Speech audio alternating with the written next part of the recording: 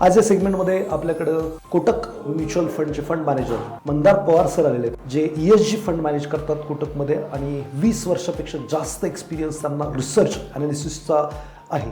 आमच्या ऑडियन्सला mutual fund म्हटलं तर खूप चांगली ऍड बघायला मिळते आणि शेवटी वाक्य येतं की mutual fund investment are subject to market risk, read scheme related document very carefully. आता हे सब्जेक्ट टू मार्केट रिस्क म्हणजे नक्की एक्झॅक्टली काय हो? ओके, ह्याच्यात मी एक किंवा अगदी सुरुवातीला कॉलेजमध्ये ज्यावेळी फायनान्शियल मॅनेजमेंटवरती लेक्चर असायचे त्यावेळी प्रोफेसरने एक चांगलं उदाहरण दिलं होतं. ते बोलले की 2 होडी आहेत, एक होडी आहे ज्याच्यात होल आहे, बर, दुसरी होडी आहे ज्याच्यात होल नाही, चांगली होडी आहे. ओके. तर दोन्ही होडी नदीत जात आहेत. ओके.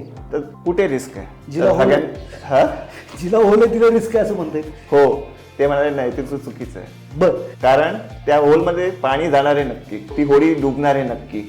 तर ही एक सर्टन्टी आहे, त्याला रिस्क नाही म्हणता येत. ओके, हे 100%. हा, वा.